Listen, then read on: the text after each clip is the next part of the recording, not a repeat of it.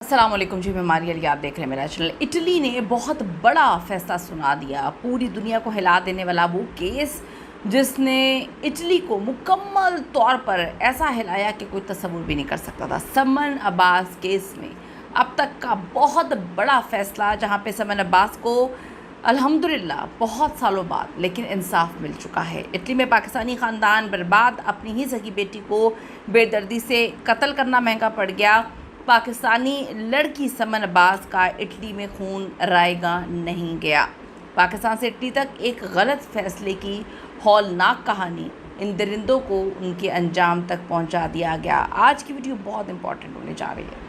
Request है channel को subscribe करें, आपकी सपोर्ट की ज़रूरत, और आपने वीडियो को लाजमी देखना है ताकि आपको इल्म हो सके कि बहुत सारे वालिदैन अपने बच्चों को अच्छे मुस्तकबिल के लिए लेकर चले जाते हैं पाकिस्तान से दूसरे ममालिक में, लेकिन वहाँ जाकर उनका दिलो दिमाग सिर्फ पाकिस्तान में फंसा रहता है। वो चाहते हैं हमारे बच्चे जैसे हम कहें या जिस तरह हम उनको बोलें वो करें, लेकिन हर चीज़ आपको एक पैकेज में नहीं मिल सकती है। आप पैसे के लिए अपना मुल्क छोड़ के जाते हैं, लेकिन वहाँ पे जाके आप चाहते हैं कि हर चीज़ पाकिस्तान जैसी हो।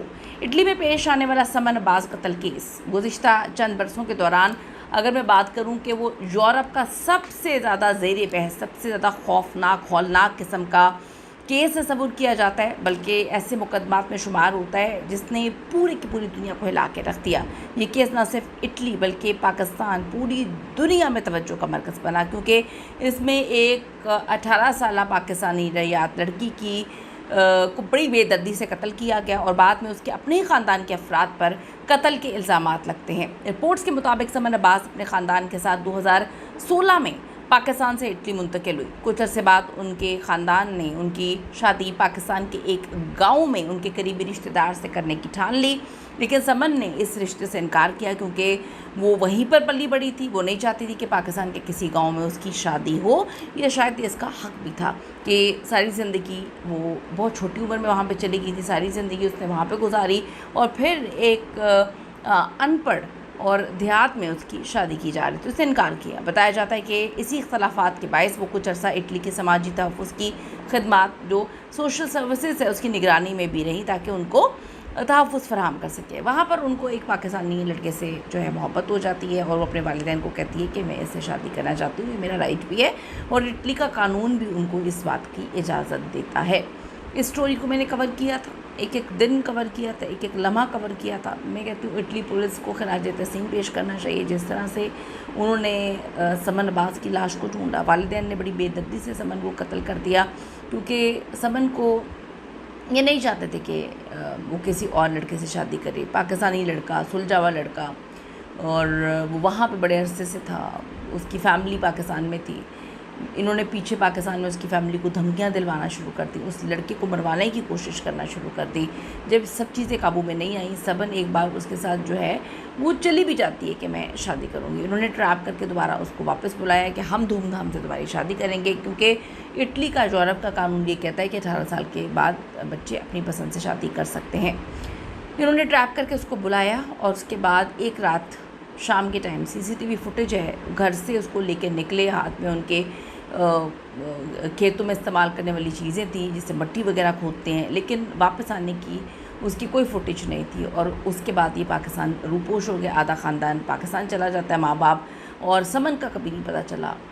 अब आप ये देखें कि रिपोर्ट्स के मुताबिक समन अपने ख़ानदान के साथ जो है जब वहाँ पे जाती है तो वो वहाँ पे पढ़ रही थी, उसको पढ़ने का बड़ा शौक़ होता है।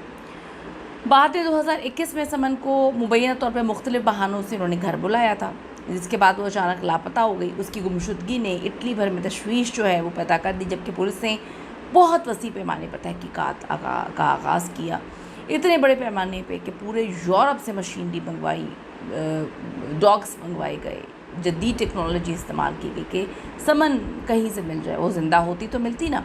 कई माह तक जारी रहने वाले ऑपरेशन के बाद नवंबर 2022 में एक फार्म हाउस के करीब से इंसानी बाक़ियात मिलती हैं, जिनकी शनाख्त बाद में सबन अब्बास के तौर पे हुई। जो कपड़े सबन पहन कर निकली थी, जो सीसीटीवी में थे, वही कपड़े वहाँ पे पहने गए थे। तहकीकात के दौरान सामने आने वाली मालूमात ने रूह हिला दी।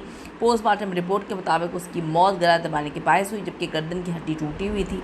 उसको बेदर्दी से उसी के घर वालों ने कत्ल कर दिया। इस वाक़े के बाद ख़ानदान के कई अफराद मुख्तलिफ ममालिक फ़रार हो गए। बाज़ अफराद पाकिस्तान और कुछ यूरोप से फिर गिरफ़्तार हुए हैं। कानूनी कार्रवाई का सामना करना पड़ा। जो पाकिस्तान आया था वो हमें धमकियां देना शुरू हो गया था। इसका बाप बड़ी धमकियां वगैरह दी गई, बड़ा कॉल्स वगैरह की गई। इटली में मुकदमे की समाअत के दौरान प्रोसिक्यूशन ने मुतादिद शवाहिद अदालत में पेश किए, जिसकी बिना पर अदालत ने केस का फैसला सुनाया। दिसंबर 2023 में तालवी अदालत ने सबन अब्बास के वालिद शब्बर अब्बास और जो उसकी वालदा थी नाजिया शाहीन को कत्ल के जुर्म में उम्र कैद की सज़ा सुनाई। इस फैसले के बाद जो आला अदालतें उनको चैलेंज किया गया इस केस को आगे।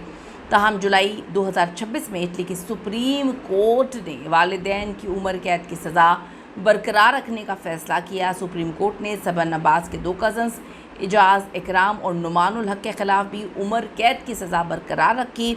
इसी तरह समन के चचा, जिन्होंने बाद में तफ्तीश में मालूमात फराहम की, उनकी 22 साल कैद की सज़ा भी बरकरार रही। ये मुकदमा एक बार फिर ये याद दहानी करवाता है कि जब ख़ानदानी इख्तलाफात जबर ज़बरदस्ती जैसे मामलात कानून की हदूद से तजावुज़ कर जाएंगे तो इनके नताइज जो है बड़े खौफनाक होंगे। इन्होंने जिस तरह से आज भी इटली में ख़वातीन के हकूक़ जबरी शादी और घरेलू तशद्दुद में बेपनाह पाकिस्तान की फ़ैमिलीज़ की जानिब से मामलात आते हैं, लेकिन समन के साथ जो किया गया इंतहाई खौफनाक था।